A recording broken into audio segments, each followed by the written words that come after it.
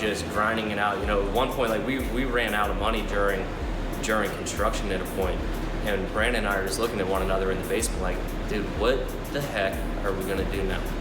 Nick Marquez and his cousin Brandon Bergana were in a tough spot.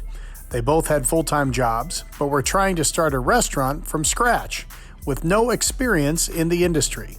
And that's the truth. You know, me and my cousin, we always loved the food business, but neither of us were cooks. Not only that, but they were completely redoing the inside of another restaurant, the Old Mizu on 422 in Warren, to get their idea off the ground. This probably started back when I would say I was in high school.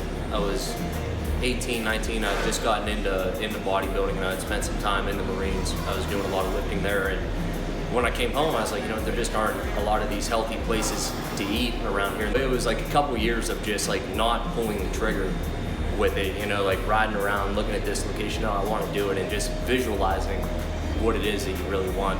And this area came up, and that's it. The Old Mizu, like this was on my list. I wanted it before the day I checked in to this place. Like went out and looked at it. I seen Brandon in the gym because I'm like, Brandon, you're never gonna believe this place. Like it just came up. I want to do this. That one when we're at the water fountain, he's like, I'm 100% in.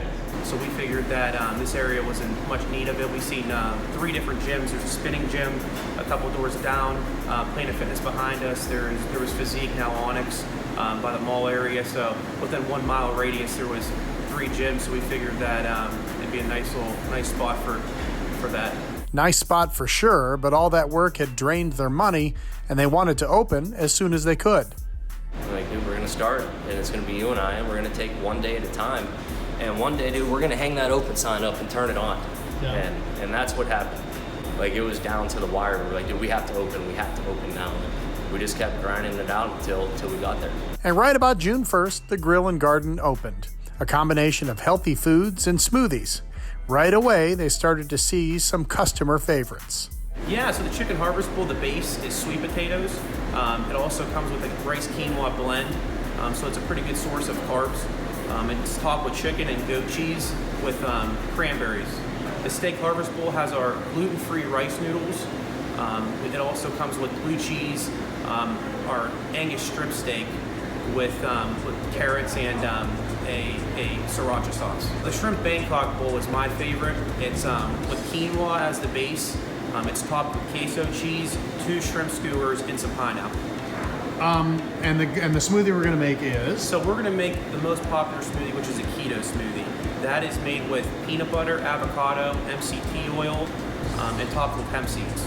Yeah. With our organic protein, which is in every one of our smoothies. Of course, they're still learning as they go. There's a daily plan here for constant progression. I would say, absolutely. We kind of put the cart before the horse with some of this stuff, and they've gotten some of our equipment prior to even understanding our full model. So now we built this model around some equipment that we had too. It was a journey, but it was fun. Fun enough to think about franchising these restaurants out in the future. That was always in the plan. But now that plan has turned into reality. You know, I think the big thing to take away from it all is just, you know, perseverance daily. Regardless, we opened up in COVID. Brandon and I never done anything before. I didn't even know how to make anything on the menu. You know what? I'm really not too surprised. I knew that there was a need in this area, and I feel that there was a lot of people around here that would support something like this. So I'm not too surprised with the feedback that we've gotten back, but I'm very humble and blessed that it is what it is right now.